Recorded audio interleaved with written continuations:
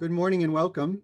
San Diego State University, our Center for Advancing Global Business, which is part of the Fowler College of Business, is pleased to partner with the San Diego and Imperial District Export Council to bring you today's program on navigating Mexico's import regulations. My name is Mark Ballum. I serve as Managing Director of the Center for Advancing Global Business. I also have the privilege of serving as Chairman of the San Diego and Imperial District Export Council. I'm pleased to welcome you today on behalf of both organizations. The mission of our Center for Advancing Global Business at San Diego State University is to link academia with business and produce graduates with a global perspective. I'm proud to say that our center is designated a National Center of Excellence by the U.S. Department of Education. We are one of only 15 centers nationwide with this designation. You can learn more about the Center for Advancing Global Business and how you can engage and support us by clicking on the link provided in the chat box. The San Diego and Imperial District Export Council is one of 60 district export councils located across the country. Our council provides local leadership in international trade to the San Diego community. We do this with the help of our more than 25 members who are international trade veterans and experts, all of whom have been appointed to our District Export Council by the U.S. Secretary of Commerce. Our District Export Council and our members support international trade education and advocacy to support the growth of international trade in the San Diego region. Using our unique relationship with the U.S. Department of Commerce and the U.S. Commercial Service, our District Export Council supports our export promotion through community outreach, and we work with local trade organizations to support international trade counseling and education. A link to our website is included in the chat box. The format for today is I'll turn the program over to our moderator. He will introduce our panelists. Each panelist will have 10 minutes to speak. We will have time for questions and discussion after the panelists have all spoken. I'd like to remind everyone to use the Q&A function throughout this morning's presentation. I'm excited to say that we have a wonderful turnout today, and we're hoping to get to as many of your questions as possible. Now it's my great pleasure to introduce for this morning's event, Mr. Ernesto Grijalva. Ernesto Grijalva, Ernie, is a lawyer and business consultant and a recognized authority on international trade matters. Ernie spent 20 years as the Senior Vice President of Latin America and the Caribbean for PriceSmart Inc., overseeing legal matters in 17 countries. He is a valued member of our San Diego and Imperial District Export Council. Also, I can't resist sharing this fun fact about Ernie. In the 1990s, he was the spokesperson for the Greater San Diego Chamber of Commerce on NAFTA, and he defended the benefits of national trade in a debate with people like Bob Filner and Peter Navarro. Ernie, thank you for all of your help in organizing this webinar, and thank you for serving as our moderator today. Ernie.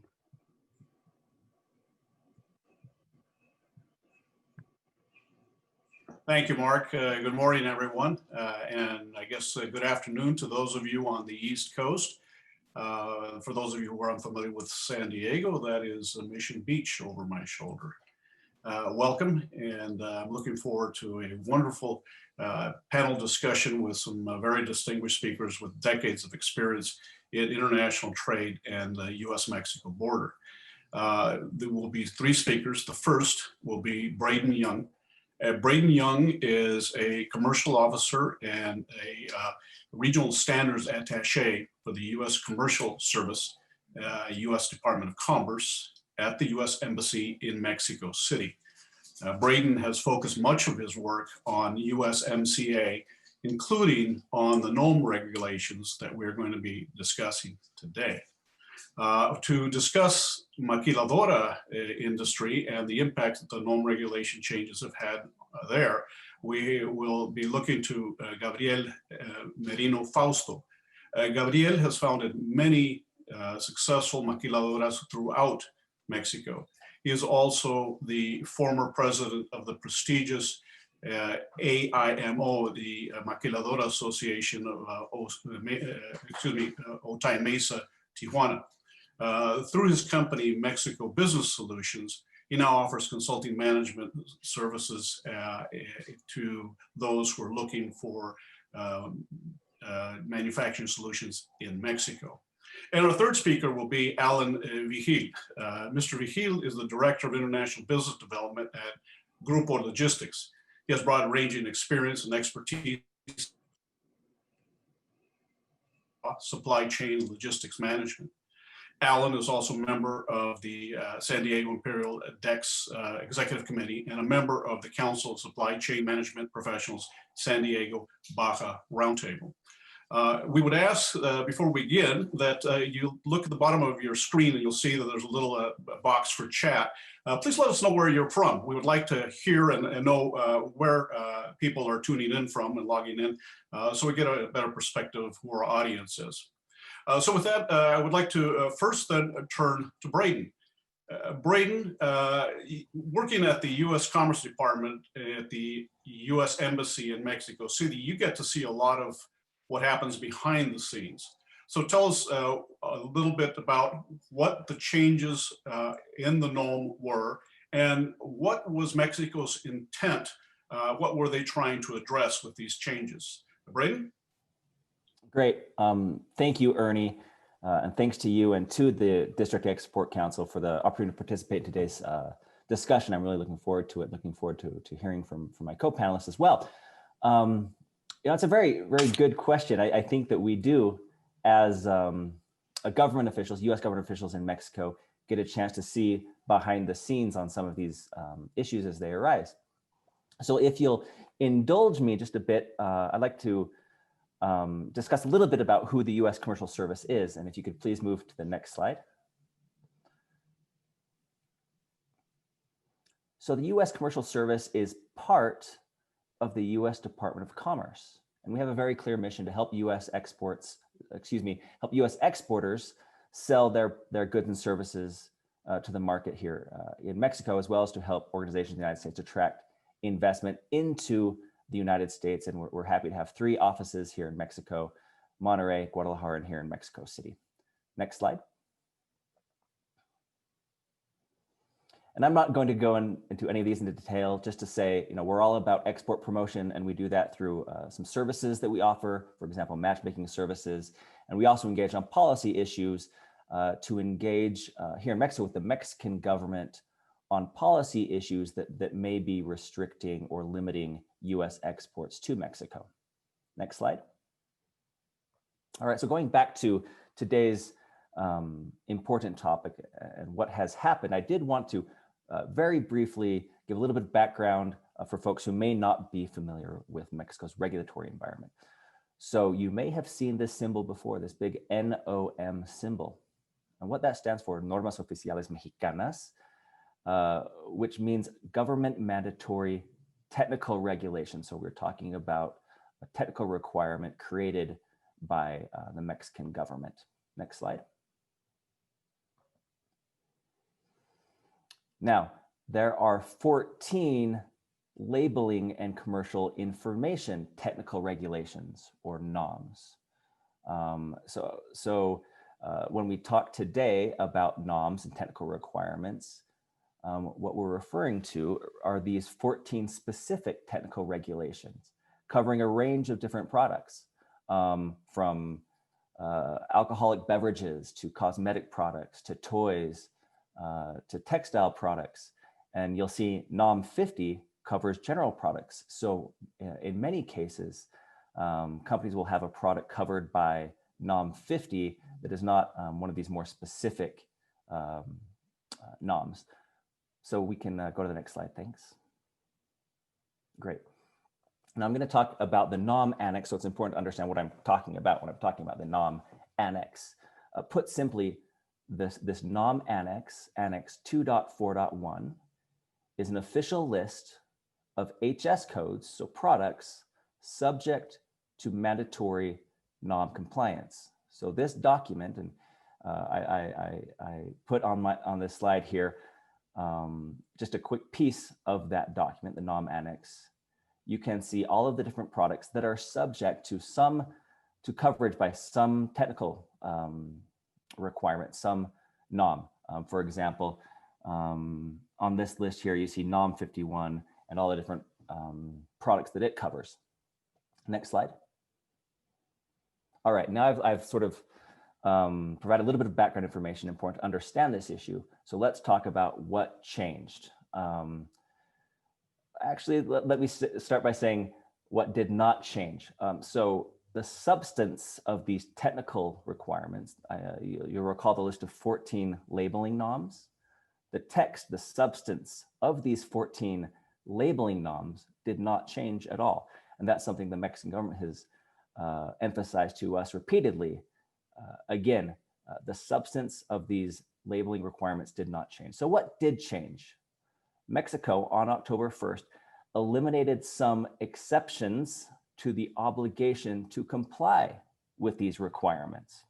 And I've listed those three exceptions that were eliminated on October 1st. Goods to be used by individuals, goods not to be sold to the public in the form in which they are imported, so goods that are effectively substantially changed, and then goods destined to remain at the border or in the border regions of the country. So I think that is the key and most relevant change that happened on October 1st. There were some other changes. For example, there was a very sort of big, important NOM 51, which is labeling requirements for prepackaged goods and non-alcoholic beverages, was included in the NOM. So that was another important change, the inclusion of a new technical regulation. All right, you can go to the next slide. Thank you. So previous to October 1st, some companies were able to get product into the country, to import goods into Mexico, by simply providing the Mexican government with a letter claiming one of these three exemptions. So after October 1st, when the Mexican government eliminated those exemptions, some companies were then required to comply with labeling requirements where they were previously not required to do so. And this caught some companies by surprise. There was a little bit of confusion at the border for some companies that were not aware that this change was coming. And because of the requirement to now comply with these 14 labeling norms and the inability to claim an exception to avoid having to affix labels on their products, some of the companies, certainly we heard from some companies at the US Embassy in Mexico. So some companies reported to us that they were experiencing goods stuck at the border, delays as they took the time to understand the change, respond to the change, and where required to affix labels on their products in order to import those products into Mexico. Okay, next slide. All right, so what has happened since October 1st? So as I mentioned, October 1st came, there was a great deal well, a lot of questions, let's say that. We heard from a lot of companies with questions. What we found was over time, as more information was shared, the companies generally were able to respond in some way. Some companies by complying and affixing labels to their goods in order to import, and some companies by confirming that the labeling norms do not apply to their products. There was a hesitance on October 1st among customs brokers to import product into Mexico until there was indeed some sort of confirmation that the requirements did not apply. And that led to some delays. The Mexican government, the Secretary of Economy specifically, has published a number of criterios, which is essentially written guidance that has been very useful to the business community. And you'll see a list of the criterios that have been published for the labeling norms here. And you'll start to see some sort of themes among the clarification that's offered by the Mexican government. For example, bulk products, products not for final consumers, and inputs for manufacturing processes. In their criterios, the Mexican government clarified, at least for these norms listed here, that those types of products were not covered by the scope of these technical regulations, and therefore labels were not required in order to import the product into Mexico. So I think these criterios have been a very big help to increase understanding in the business community and facilitate greater compliance, but also facilitate smoother trade. Next slide. So I know I went fairly fast, looking forward to the Q&A discussion. Here is my contact information.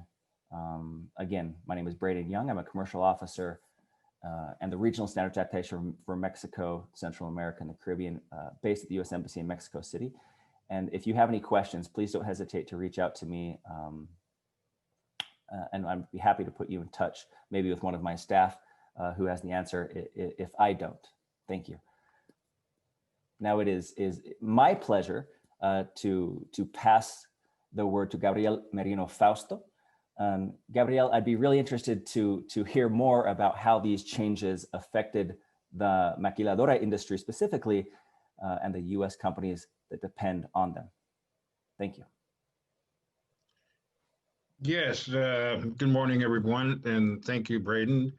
As a matter of fact, I was just making some notes here regarding your presentation regarding gnomes, because that was a big hit and a big issue for us, as it was kind of a sudden change, as we had until the end of November to be able to continue with that letter that everybody was using to be able to cross goods through the border. And then all of a sudden we found out that the decision was made to start October 1st. So forget the 30 days of November. And the question that we all were worried about and asking is, well, you know, who do we go to and how do we go about this? Because this is something that, again, speaking of my participation today with the NAFTA treaty and the TMEC, was one of those rules that changed during the negotiations, okay? So it's getting a little bit stiffer now, and it's getting a little bit more regulated. We didn't have to label things before, as they are requesting. The labels have to be very specific about the products and raw materials that you are importing. And, you know, they assigned an entity or several entities, which are private agencies, like a broker agency would be, so that you go and hire their services for them to do this for you.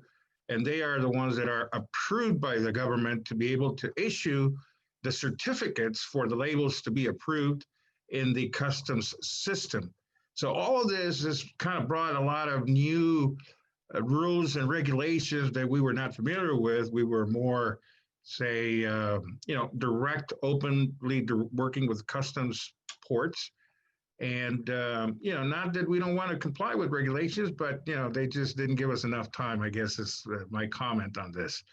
We have most of the group that I represent and the companies that belong to our associations.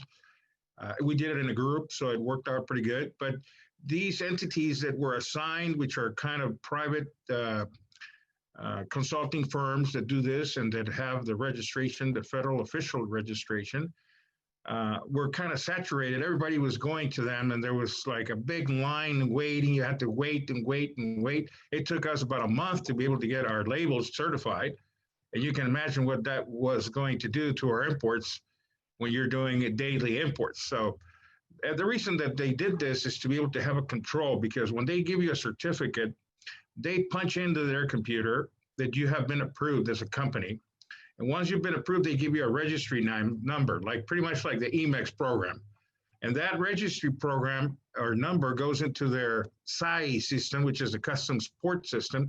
So when you bring this stuff across the border and your broker does the pedimentos and all the paperwork, it's already in their system. If you don't have that code, the system will immediately reject it and you won't be able to import anything. It doesn't matter what it is.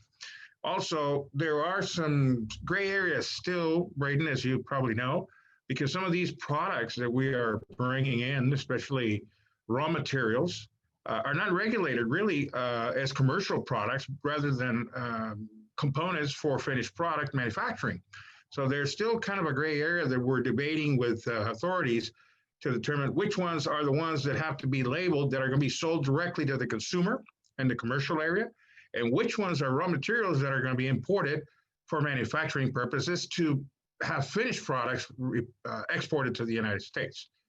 That's still kind of in debate, but as you mentioned, and I'm glad you did, there has been some recent ruling, and they've realized there's some gray areas that they have to give us leeway. So we've been working with the Ministry of Economy and been able to kind of work these things through until they finally regulate it and mandate it by law. So my participation basically, we do the direct. I'm out there on the war trenches. We are really experiencing a lot of changes and a lot of new things. The free trade agreement that was recently reviewed by both of our governments, and President Trump and President Lopez Obrador, has brought many new things for all of us that we must know and find out. It's very extent. I mean, I'm not going to go through the whole thing right now, but basically, I can say that we still don't see many benefits for the common industry, which are the smaller businesses and maquiladoras that operate in the border areas. There are some very big benefits for the automobile industry, for example, which have been sectors that have been normally, negotiated and lobbied in Washington for this. When we did the first free trade, I remember that everybody went and lobbied in Washington for their own HTS codes and tariffs. So the groups that had the most amount of power and I would say export millions of dollars in merchandise had an opportunity to negotiate certain, let's say, benefits. The smaller companies, of course, did not have to group up with associations, but to the common person that, like you and I, that don't do trade on a daily basis like the commercial people in the industry, there is really, they don't understand. I mean, nobody knows and how it's affecting them. Nobody knows how it's going to hit them in the wallet, let's put it that way. And there are going to be some benefits and there are going to be some negatives. So we won't have enough time today to be able to do that, but I've left all my contact information in case anybody wants to go into details.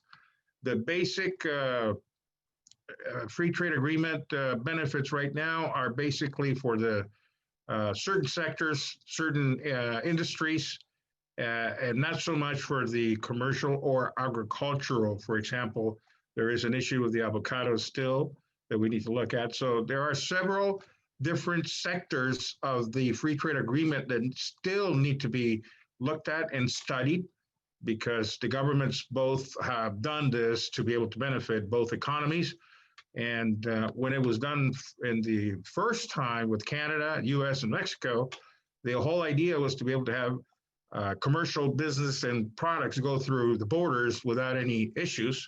We still have that facility to do, but the agreement has more become a kind of a bilateral agreement now between the US and Mexico. And both countries have defended their products and their commercial economy. I think it's a little bit more inclined towards the US economy than the Mexican economy. That's my personal opinion. But, we can debate about that with all the articles of the TEMEC now, whenever we have another chit chat, because it'll be a very lengthy one. Finally, I want to say that the industry here in Mexico and Tijuana, San Diego border, along the whole border of Mexico with the United States, have been very deeply affected by the COVID. It's been regulated strongly, especially now. We just went into red again in Baja California, the state of Baja, south of California and San Diego. We were in orange and now we're back in red. They're now limiting the manufacturing facilities, the people, the employees back to the protocol, original protocol back in April. So it's not good. I mean, we're not appreciating what's happening. People have not understood and disciplined themselves. We're going into Christmas. There's a lot of people that are going to be having parties, and that's not good. So all of that hits our economy, hits our border, hits our traffic. Braeden was talking about how nice the traffic was in Mexico City. That's very unusual. Mexico City is normally a very heavily trafficked area. But this is all consequences of this COVID that we're still dealing with. The president came out, I think, on Tuesday to speak about the new vaccine and vaccination program, which is good news. But they're going to start with the medical people first, and the hospitals and nurses and doctors, and then they're going to go from there to the elderly people and the younger people. So we're all kind of hoping this year ends into a good note and that we can go back to business as usual. But unfortunately, in this area where we're at, in the maquiladora industry, and our international border is right now going back to the April protocol, and we're going to have to reduce our activities, I guess, and that impacts our border and our crossing. I mean, we're still having 3,500 trailers go across the border in Tijuana, which is now it's not enough. We have about double that now. There is a new border coming up, so hopefully we'll be able to have more crossings.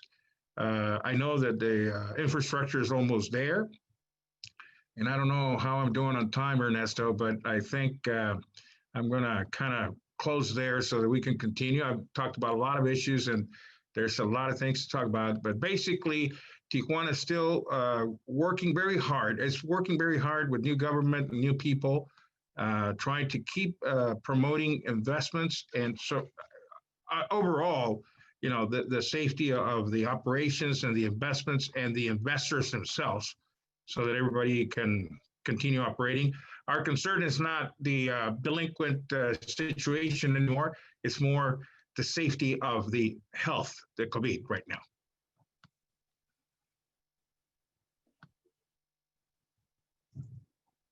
Thank you, Ariel. With this, let us turn to Alan then. Alan, tell us, what are the issues that you are seeing from the logistics and customs broker perspective along the border related to the changes in the regulations that Mexico has issued? Thank you, Ernie. Thank you, Braeden and Gabriel. What I wanted to do is bring the point of view on the operations side as a freight forwarder and Mexican custom broker. And summarize what Braeden and Gabriel said on an operation side and how to go from surprise to planning your exports. We've Grupo Logistics, we're a 3PL. We focus on commerce with Mexico. And when the new criterios came into effect October 1st, it was like exactly what Braeden said. It was a surprise versus planning. There was bottlenecks along the whole United States-Mexican border. And what that was result is on the Mexican custom broker side, there were still gray areas, as Gabriel said, is what are the criteria? What products need to be complied with the NOM labeling and which ones don't? It was very hesitant on the Mexican broker side as far as to protect their license, that they didn't want to try to attempt to import something that would need labeling where before it didn't. From an exporting side, many UX exporters, well, all UX exporters that weren't labeling before, this caught them by surprise, not only in cost, but in time and delays. And so that was the biggest thing that we saw. We work with each client. You can go to the next slide, please. So we work with clients basically on pre-planning, on working on labeling at the border, as well as labeling in Mexico, and as well as with the goal of labeling at origin. That the additional costs and additional handling times, hits everybody's pocket. It's just that you have to plan for that. Go ahead and go to the next slide, please. The key thing is communication between all the partners in the supply chain to get back the supply chain efficient like it was before. Crossing for the maquilas, crossing for the interior. There's different types of imports for retail as versus manufacturing, identifying your products. And that's what I wanted to go over today. One key thing that I want to emphasize is work with your freight forwarders and your Mexican custom brokers at each port of entry. Braeden mention something about it, it's about interpretation of what products and what norms require for each products, and if it's at the border, if it's in the interior, if it's for personal use, if it's not for personal use. So work hand in hand with your freight forwarder and your Mexican broker at each port of entry. Communicate with your custom brokers on the cost of adhering the labels, and the time it's going to take to adhere the labels at the border. That was one of the biggest delays that we saw for every business, that it was not planned as far as the labor, the cost, and whatnot. The biggest thing I would suggest too is build a database. Braeden showed on his Annex 2.41 slide an Excel sheet. What we like to do with our clients is that we like to build that Excel sheet by client, by item, and basically list your item, list the harmonized tariff code, the Mexican harmonized tariff code. At this time, it's an 8-digit number. December 28th, it's due to move to a 10-digit harmonized code number, as in the United States. So have an Excel with your part numbers, with your Mexican harmonized tariff code numbers, your description of the harmonized tariff code, as Braeden showed on an Excel sheet, but also put a column of the country of origin. That also helps. The idea is you want to build a database of what you're exporting. What is requirements on what NOM it is subject to or not subject to is based on the harmonized tariff code of Mexico. So if you have that database as reference before you dispatch your products to Mexico, you will know exactly which NOM applies or doesn't apply. That's crucial on not only costing, but time frame and delays at the border. So that streamlines that process. Next slide, please. One thing that we also recommend is that many freight forwarders on the U.S. side are processing these compliant NOM labels to apply to the products to being able to cross to import into Mexico. What you want to do is you want to request copies of those compliant NOM labels. I say compliant. A lot of them, our clients are saying, well, I have this, label in Spanish, but you have to make sure that it complies to the NOM standards.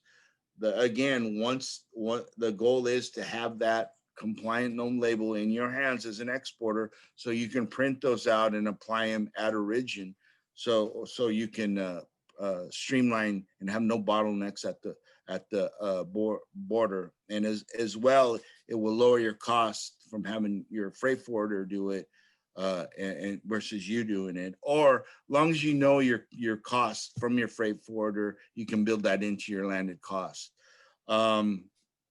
As Gabriel mentioned, there's some organizations that are approved to process your labeling in Mexico, where you can import and label in Mexico.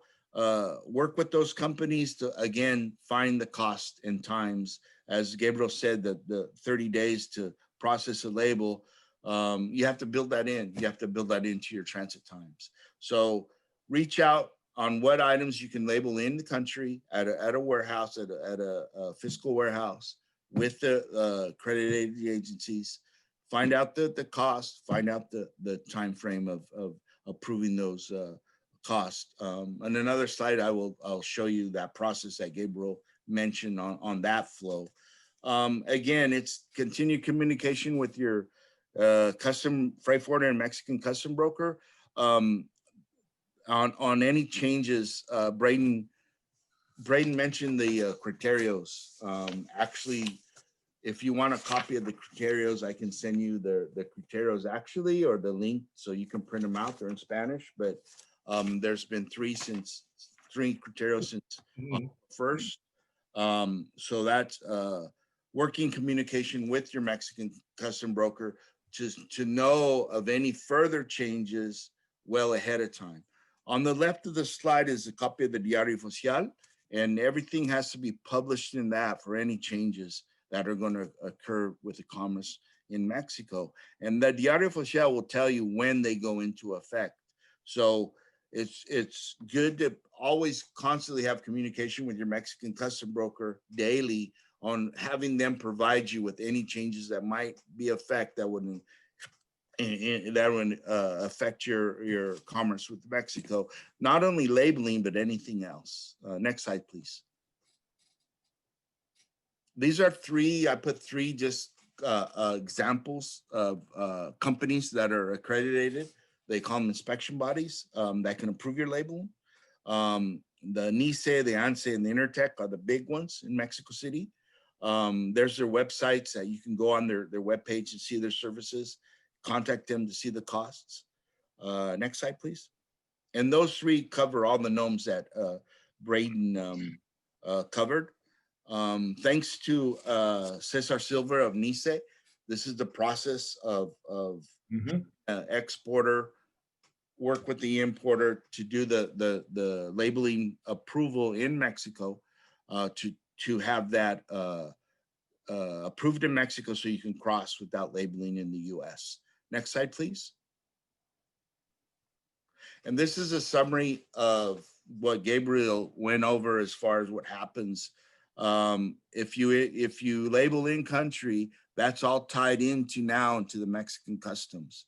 So if you're going to attempt to import, if you're going to dispatch the import into Mexico, that harmonized based on the pedimento, the harmonized code will trigger the NOM requirement for labeling. But if you have that inspection body is going to label in Mexico City your products, that will be in the Mexican customs system, and you're allowed to process your importation documents or the pedimento to cross into Mexico and go on to a destination to get labeled. Next slide, please. That's a high level on operations that we saw as far as the bottlenecks in the maquila industry, and the retail industry, and the manufacturing industry, how it was labeled at the border, the process times, the bottlenecks, the delays, and then working with the exporters on processing those labels at origin to streamline the process.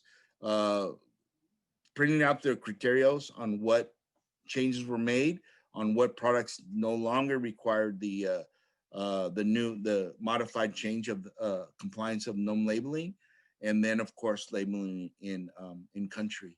There's my contact information, my email. I'd be glad to send you these officials or any information that you request. And Ernie, I think we have some questions in the Q&A section. We do, Alan. Thank you very much for your presentation. Thank the three of you for excellent, very brief summary. We have a lot of that we want to cover, and we think it's the best covered by getting questions from those online who work in these areas and may have specific questions applicable to them. I do have questions for each of you. I want to start with a question that's submitted by an exporter. And this question is to Alan. Alan, our company exports to Mexico, and we have a CE mark for safety. We have found that application of the NOMS requirements depend highly on which port of entry the goods are presented, and if there is a quote unquote known customs broker involved. The questions are, A, is this inconsistency normal and typical? And B, should we expect even more strict compliance at all ports? Again, it's harmonized, Mexican harmonized code driven. That should be a CE approval is kind of like a UL approval in the US and then a ANSI and a NOM approval in Mexico. Those approvals can be obtained in Mexico City through those three agencies, but those are usually good for 1 year, 12 months. And those approvals are one approval for all ports of entry that they will surface for one ports of entry. Is a typical is a requirement based on the harmonized tariff code. And with that NOMA approval from Mexico from accredited lab, you can import your product in any port of entry. Any Mexican custom brokers will take that. Thank you. Gabriel, I have two questions for you, actually. The first one is, when do you anticipate, and I realize it's speculation, but when do you anticipate that we will return back to normal, to pre-COVID trade volume status with Mexico? And the second question I have is, there have been studies that have showed that the economic impact on the respective countries from these changes to the NAFTA, to the new USMCA, are anticipated to have a very moderate impact, some even less than 1%. From your perspective, what are the opportunities that exist to increase US-Mexico trade in addition to what we see in the USMCA? Okay, so the first question, I don't think we're ever going to get rid of this virus, okay? So it's going to be a difficult answer, but I would think it's going to be probably through the end of next year, 2021. I mean, we're getting these vaccines that are starting to come out, and I think that the vaccine is a nice way to start kind of eliminating deaths, you know, because that's the biggest concern. And but it's not going to be actually the solution for the problem, and it's going to kind of make it less. But you know, until we understand better how to deal with this new reality we're living, you know, everybody's going to have to adjust as accordingly. And of course, the government will be every day telling us what to do in each area, as you were talking about. Yes, in every customs port, in every border area, there are certain different situations that we all live in. So depending on where you're at, it's going to be a different situation. But generally, I think it's going to continue through the end of 2021. We'll talk back, or you know, when we get to December 21, and see how good we've done and how well everything has been coming along, especially from the health sector, which affects the manufacturing, the employees, the people, the trucking, the everything that we're doing in our life every day. Now, regarding the other question, it's a very interesting and good question, because I think right now we've been living a very unique situation with the current government that we've had in the United States with Donald Trump. And now that we've had a big change in the elections with Mr. Biden, there's going to be some certain changes in the policies with China. I mean, we all haven't talked about this, but China has been an extreme big factor in all the stuff that's been happening. And, you know, so far regulations from the current government have imposed tariffs on a lot of products that were manufactured by U.S. companies in China that have not been able to be sold in the United States anymore.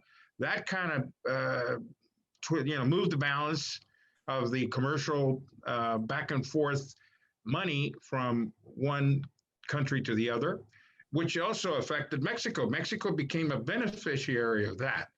Now that we have a new government, and I don't think anything's going to happen again for the first year, 2021. I think Mr. Biden is a smart man, and he's going to kind of play it by ear. And the first year, I think he's going to respect what's going on to see which is going to be better or not. But I think that the policy normally of the party that he represents, it has a tendency to be able to open more of the borders, which means that we may have by 2022 a more open policy with China rather than a closing of the borders as we've seen with the current government.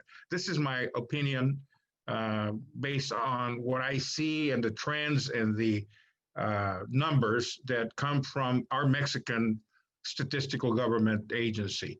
So I think things are going to change definitely, but we have a very interesting year coming, and I think nothing will change until next year. I think we all have to get ready. We have to be prepared.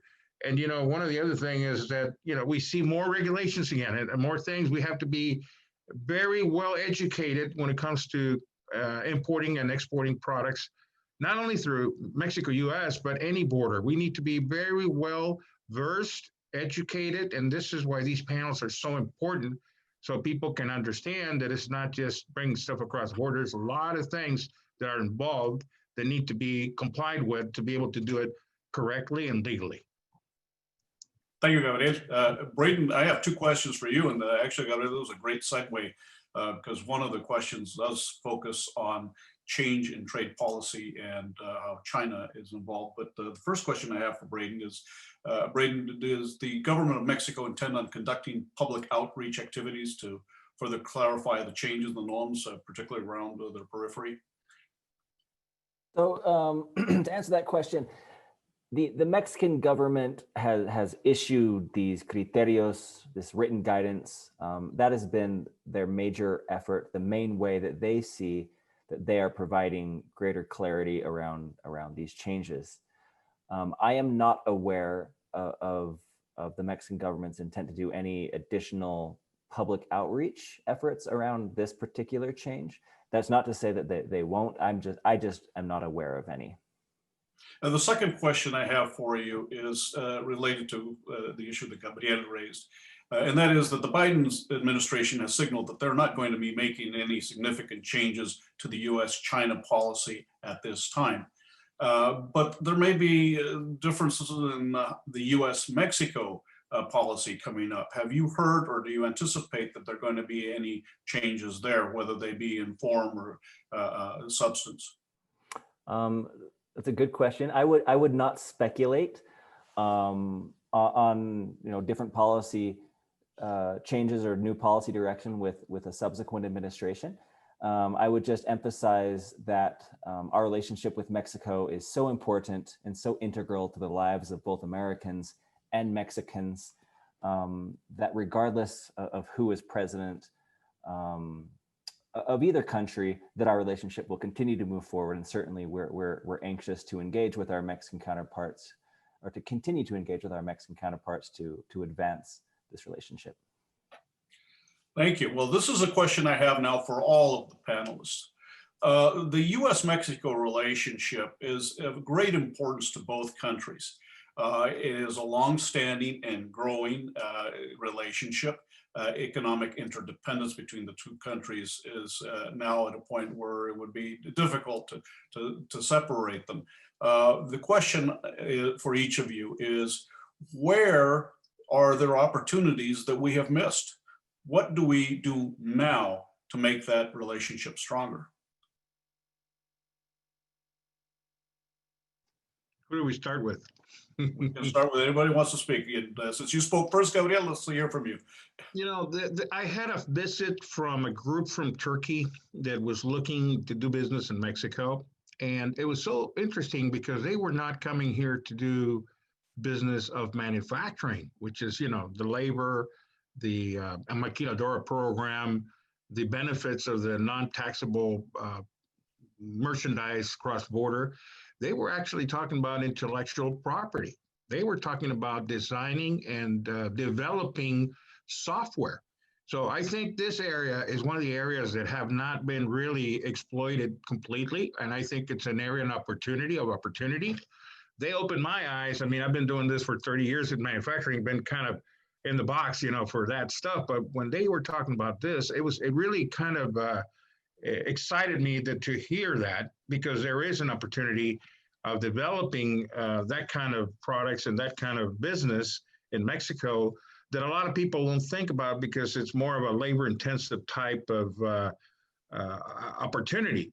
But these guys are coming to do that as well. They're looking for young engineers that can be IT managers for their company to develop software and to develop new programs and also apps, you know, the apps that we use on our phones.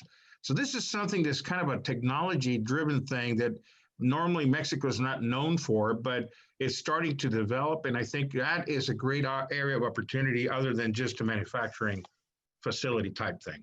Well, is that an opportunity for Mexico or an opportunity for the relationship to grow? It's an opportunity for Mexico, Okay. Anyone else? I'll go, Ernie. Alan? Yep. I would say opportunities, like the previous question on the CE mark for the medical devices, and also the UL approvals based on the, like, let's say medical on the clusters, make, having just one certificate be surface for all countries, that would be a tremendous help on accepting that mark, accepting those approvals, UL, and rather than having to go get another one in Mexico just for that, would streamline the process. One thing we're going in the right way is the 10-digit harmonized trade, harmonized digit in Mexico from 8 to 10, just like the United States. That's going to streamline the process from a custom broker standpoint, and also with Canada to make it a true harmonized tariff system. One opportunity I see at the border here in Otay, in Tijuana, is the CBX. The CBX right now, we have the land bridge that crosses from the airport to San Diego. But if somehow we can get that land bridge, the CBX, to include cargo freight. E-commerce is growing huge in this section. A lot of companies are looking to put free trade zone warehouses on both sides of the border. But if we could benefit from using cargo freight like FedEx, UPS, and whatnot through the CBX, would benefit both countries. Braeden, you have any comments? Yeah, just real quick. I would just note, of course, we have the brand new USMCA, and we view that as a foundation upon which we can build a stronger commercial relationship.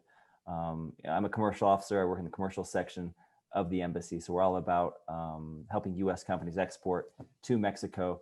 And we certainly want to continue to work with Mexico as well as with US companies and Mexican companies to strengthen that commercial relationship. And I'm really happy that we have the TEMEC again. The USMCA. TEMEC has different names in the 3 different countries to really build even further our commercial relationship. Okay, I'm going to throw 3 of you a curve now because you didn't anticipate this one. But I am going to give each of you $10 billion to invest in improving U.S. exports to Mexico. From Gabriel's perspective, he's going to be receiving it perhaps in Mexico and creating jobs there. So where would you spend that money? How much is it? 10 billion.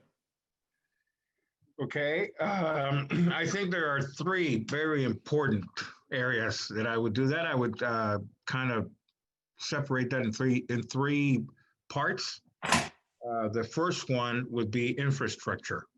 We desperately need better infrastructure for commercial business crossing the border, not only as far as the roads are concerned or crossings like the one that Alan just mentioned, but also railroad. I mean, there's a deep need to be able to compete in the transportation area where we can, move stuff from not only the border, but also deeper south central Mexico, where we have our biggest ports, in Lázaro Cárdenas, Manzanillo, Veracruz, where all the stuff comes into right to the middle of the country, but then we can't ship anything up to the border because we don't have good roads, and then the railroads are very deficient, and there's not really good infrastructure. So I would take 1/3 of that budget, and I would put it into infrastructure to be able to move merchandise. A second one would be to be able to better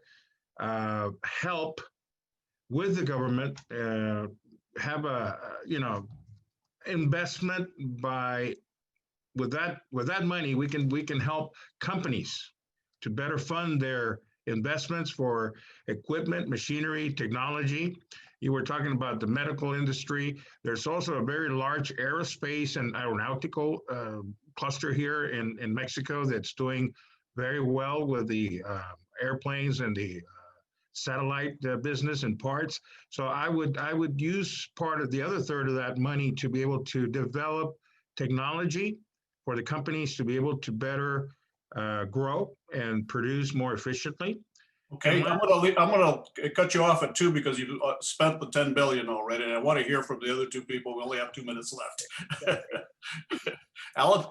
I would agree with Ernie. I would put infrastructure on railroad. I would also include maybe Brownfield, the airport down there. Amazon is putting a fulfillment center in Alta Mesa. So there's an opportunity there to make San Diego region a logistics hub. And I would also include universities. So we could hire talent from the local universities in supply chain management. Braeden? Sure. The first thought that came to my mind was, wow, that's a lot of U.S. commercial service GoldKey matchmaking services. One of the services that we offer is a matchmaking service called the GoldKey service, and there's a small fee for that. But look, it's really hard to argue with what my colleagues shared. You know, infrastructure is trade facilitating, and so any improvement in infrastructure is going to help commercial activity. And then education, right? I mean, education is so important. It's the foundation to our commercial relationship. Well, I think it's unanimous then. Everybody is focused on infrastructure. And from what I understand, that's going to be one of the Biden administration's focus as well for the United States. There may be an opportunity here to piggyback on that to see if we can make some improvements in US-Mexico trade opportunities. Thank you to each of you, Braeden, Gabriel, Alan, excellent presentations. And I also want to thank Mark Ballum for making the San Diego State University and the San Diego Imperial County District Export Council for making this possible. Thank you for all of the people who are online. We hope you learned something today. And please, if you have any questions, and of any of the individuals who participated today, feel free to send them those questions. The links should be available on your screen there. And please check out the websites for both the San Diego University's Fowler College Business and for the San Diego Imperial DEC. Again, thank you much and stay safe out there. Thank you now. Bye.